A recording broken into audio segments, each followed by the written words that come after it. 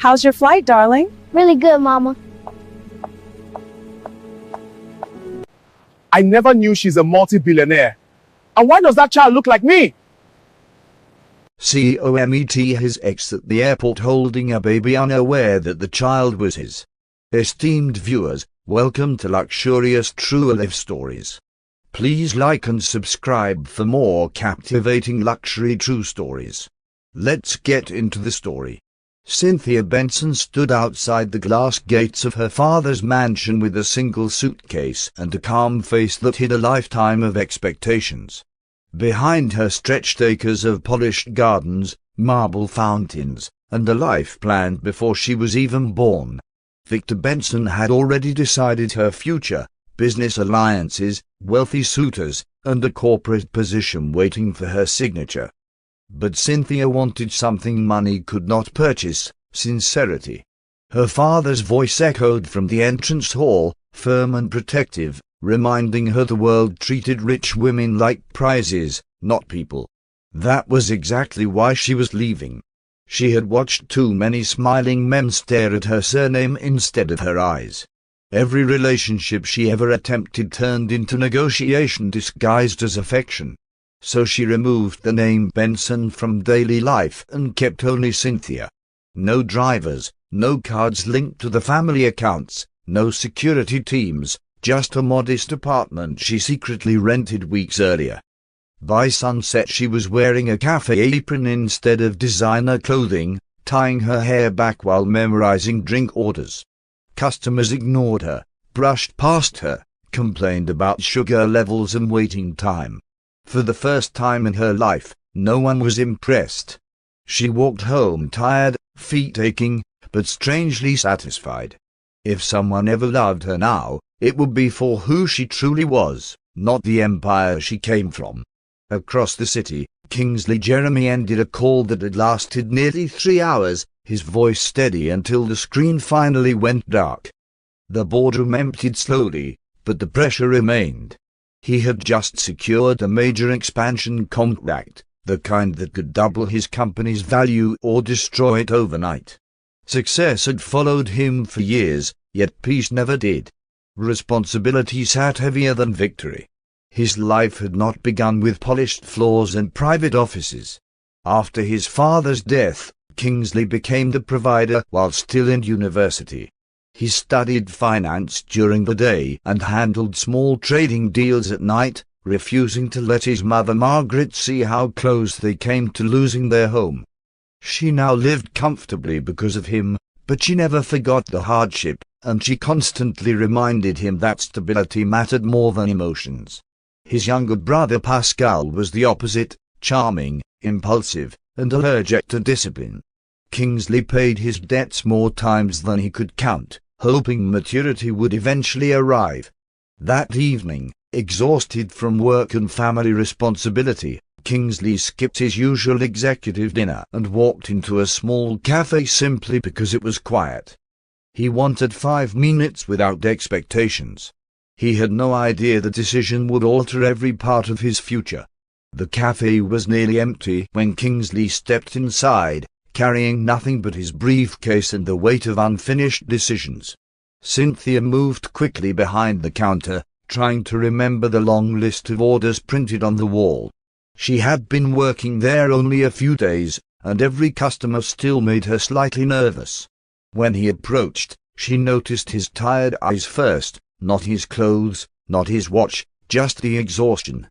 She reached for a cup while asking for his order, but her sleeve brushed against her cup of hot coffee sitting too close to the edge.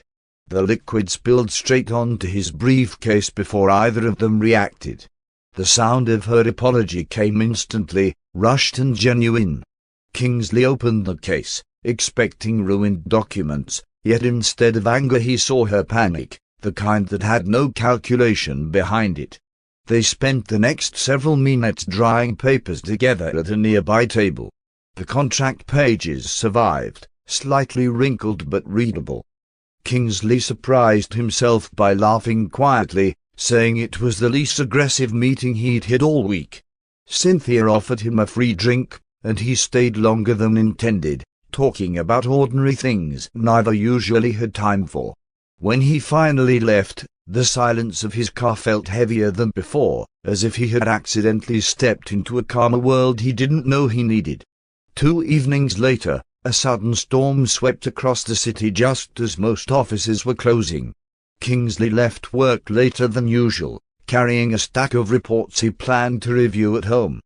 Inside a large shopping complex near the parking structure, the lights flickered once. Then darkness swallowed the building. Emergency alarms sounded softly, and the elevator he had just entered stopped between floors with a hard metallic jolt. Cynthia was already inside, returning from buying groceries after her shift. For a moment neither recognized the other in the dim red emergency light. Then her voice broke the silence, cautious but familiar.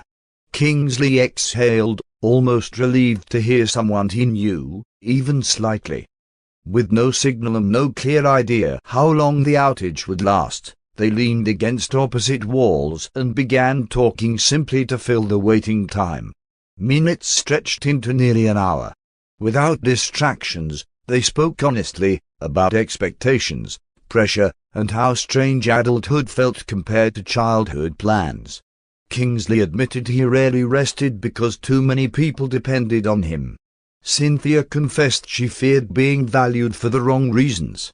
In the quiet metal box, neither hid titles, money, or background, only conversation. When power finally returned and the doors opened, both stepped out carrying a feeling they could not easily name, but neither wanted to lose. After the elevator night, Kingsley began visiting the cafe without planning to. Sometimes he ordered coffee, other times nothing at all, just sitting by the window while finishing small tasks on his laptop. Cynthia noticed the pattern but never mentioned it. Their conversations slowly shifted from polite exchanges to familiar routines, short jokes, shared observations about customers, and quiet comfort in each other's presence. Through Cynthia, Kingsley met Olivia Carter, the pastry chef who treated the kitchen like an art studio, and Leo Grant, a street violinist who played outside the cafe every evening regardless of weather. They spoke freely around Cynthia because they believed she lived a simple life like theirs. Kingsley found himself listening more than talking, a rare change from boardrooms where he always led discussions. One evening after closing, the four of them shared leftover pastries on the curb while Leo played a soft melody. No contracts, no negotiations, no expectations, just ordinary company. Kingsley realized he had never experienced friendships without advantage attached. Cynthia watched him laugh openly for the first time and felt certain she had made the right decision leaving her wealthy world. Neither noticed how naturally their lives were beginning to connect. Their visits turned into shared walks home. Kingsley adjusted his schedule without admitting it, finishing work earlier just to reach the cafe before closing. Cynthia pretended not to notice, but always slowed her steps so they would leave together. The city felt different at night, quieter, honest, and conversations flowed easier away from other people's expectations. They spoke about small dreams instead of achievements. Kingsley mentioned wanting a home that felt peaceful rather than impressive. Cynthia talked about opening a reading space for children someday, somewhere welcoming and simple. Neither revealed the scale of what they actually could afford. For the first time, Kingsley enjoyed being seen as just a man, not a provider or decision-maker. One night a light rain began halfway through their walk. They stood under a bus stop shelter, laughing at how unprepared they were. Kingsley offered his jacket. Cynthia refused, then accepted when the rain grew heavier. The moment lingered quietly, comfortable rather than dramatic.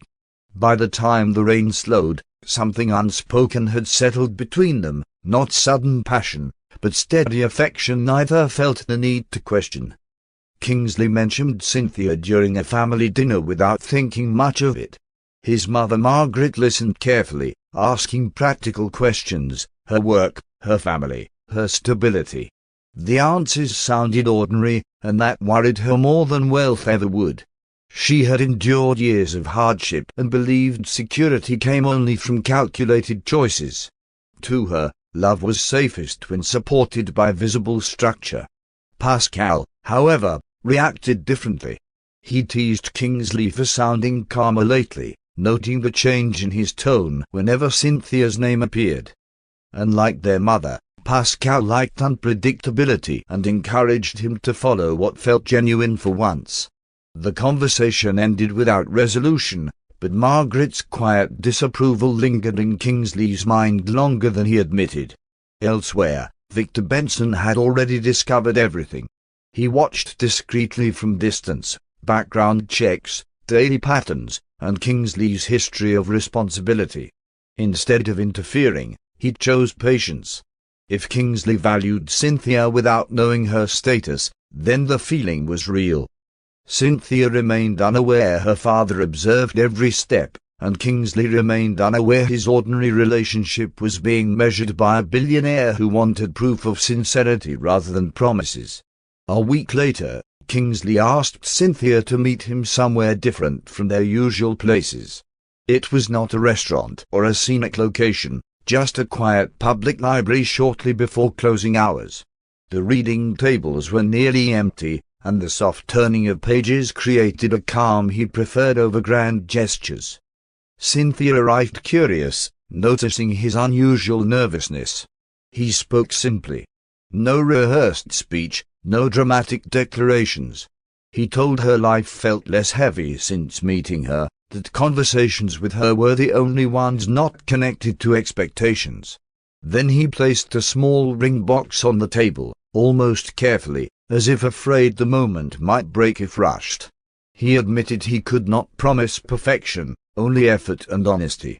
Cynthia stared at the ring for several seconds before answering. She had feared the day someone would propose because acceptance meant risking truth about her identity. Yet the sincerity in his voice removed calculation from her thoughts. She said yes quietly, not because of the ring, but because for the first time she believed someone chose her presence, not her background. Around them, the library remained silent, holding a promise neither fully understood the weight of yet. Their wedding took place at a small civil registry office on a mild morning. No decorated halls, no press, no extended guest lists. Olivia signed as Cynthia's witness, while Pascal insisted on standing beside his brother despite Margaret's visible hesitation. Kingsley wore a simple suit he already owned, and Cynthia chose a plain white dress she bought herself. The ceremony lasted less than 15 minutes, yet the calm sincerity of it stayed with them longer than any grand event could have. Afterward they shared lunch at a quiet diner nearby. Pascal joked constantly, Olivia took too many photos, and Kingsley seemed lighter than he had in years.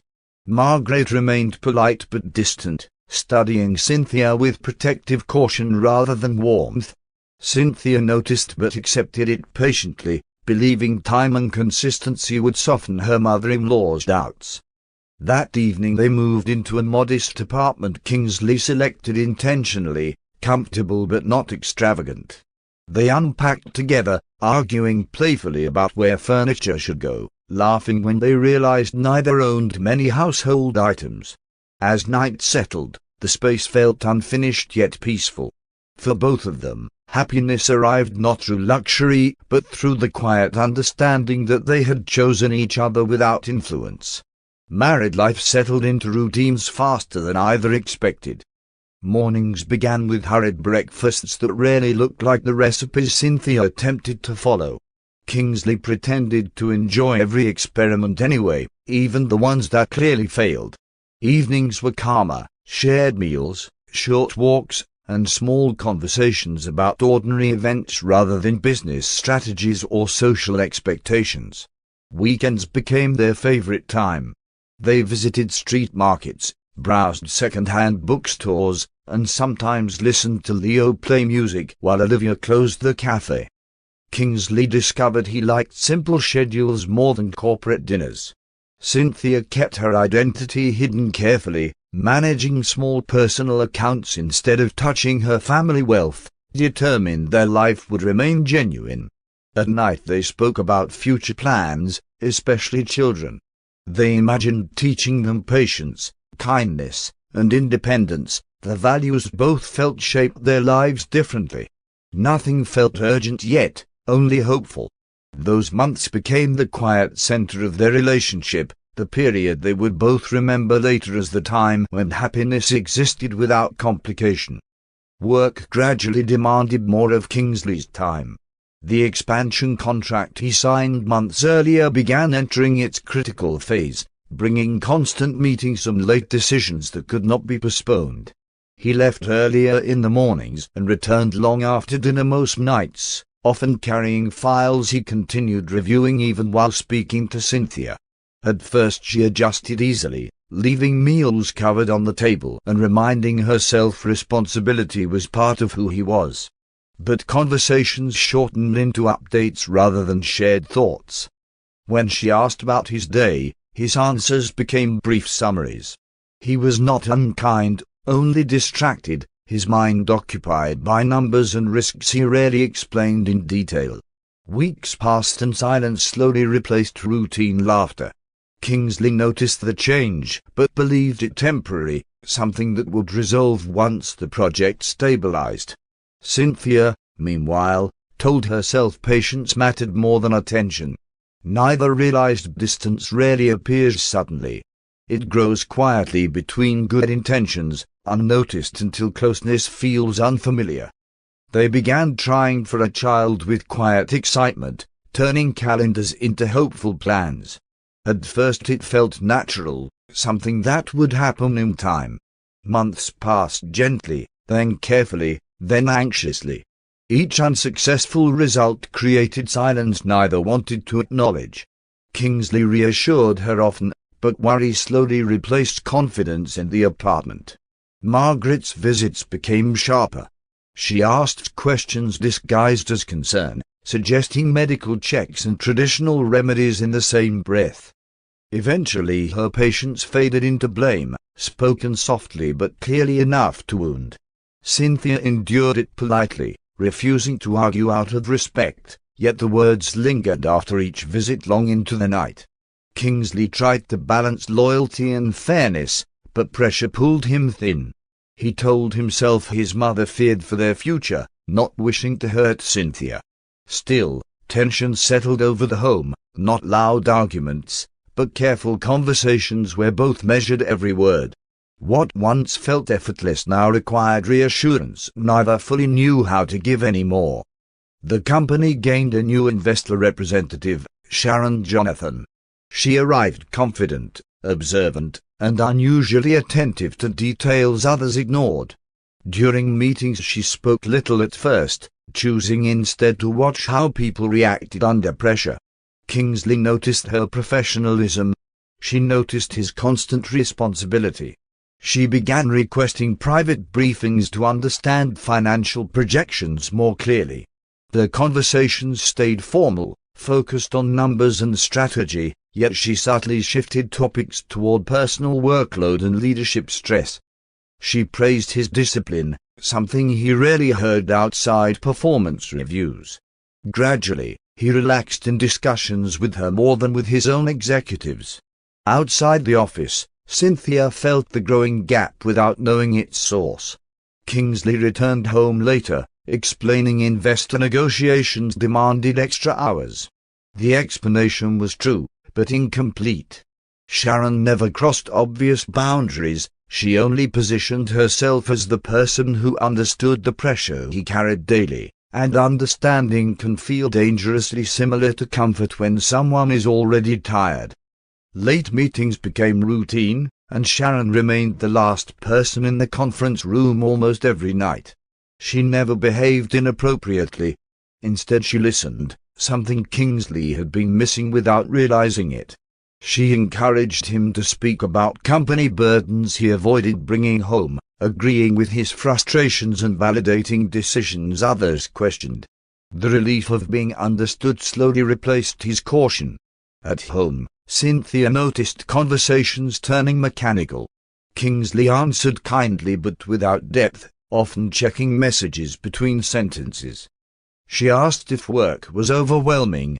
He said yes and promised that it would ease soon. She chose trust over suspicion, believing marriage required patience during difficult seasons. Meanwhile, Sharon planted quiet doubts.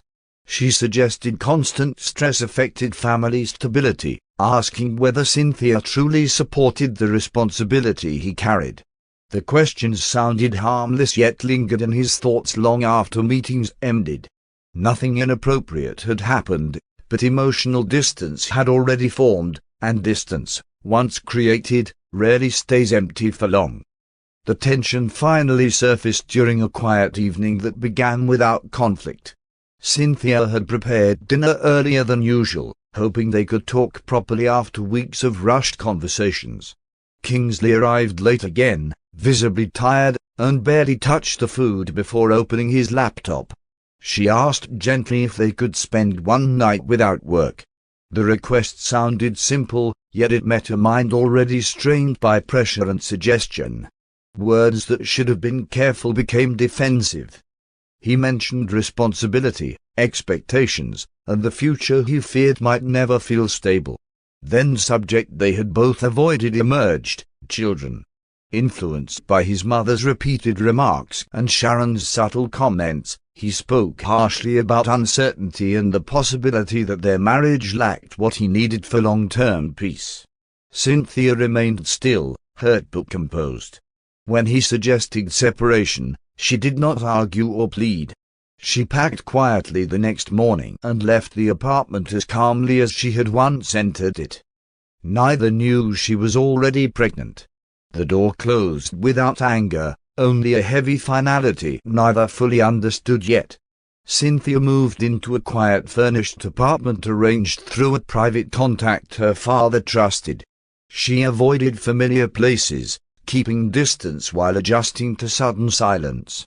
Days passed in practical tasks, updating personal documents, reorganizing finances she had long ignored, and deciding how to live independently again without the shared routines she had grown used to.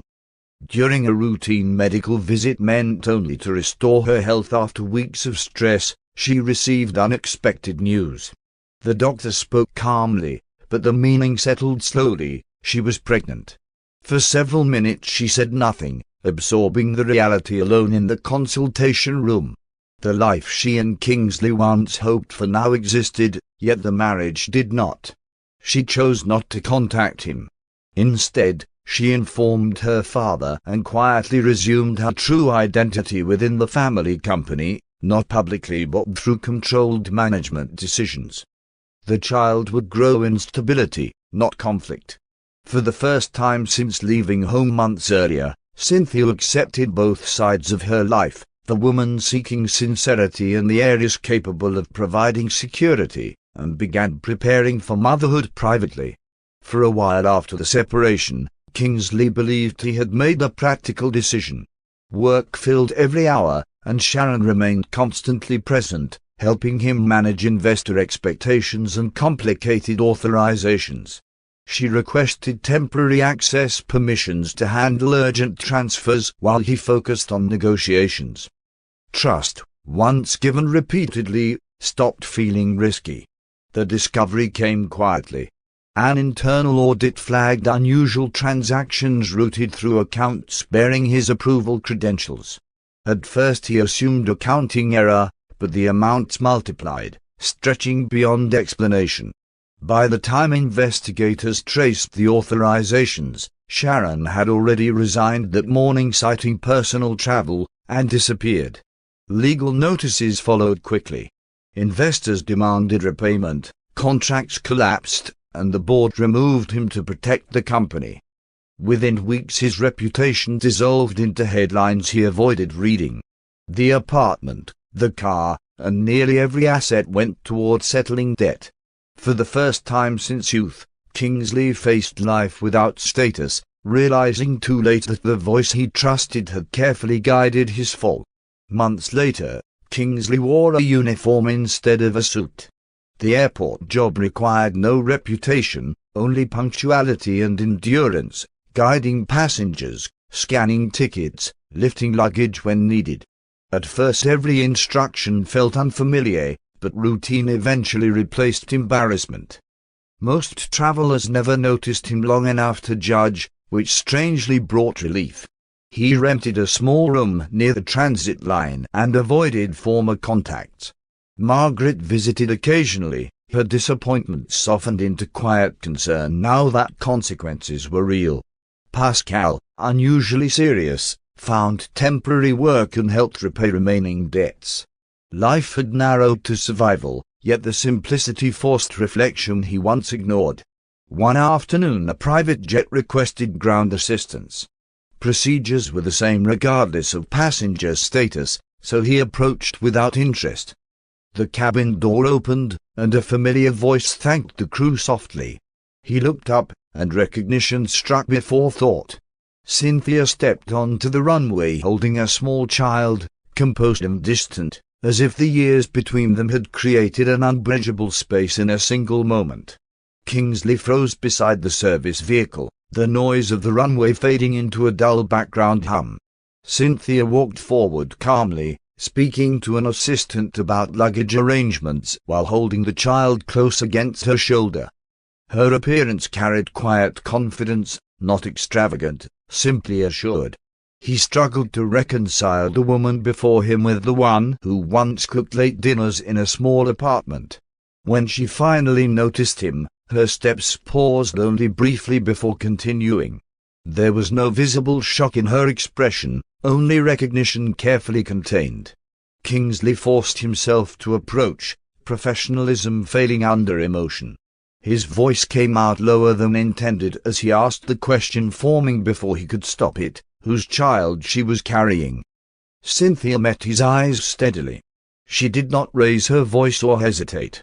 She answered plainly that the child was his. The words settled heavier than accusation ever could.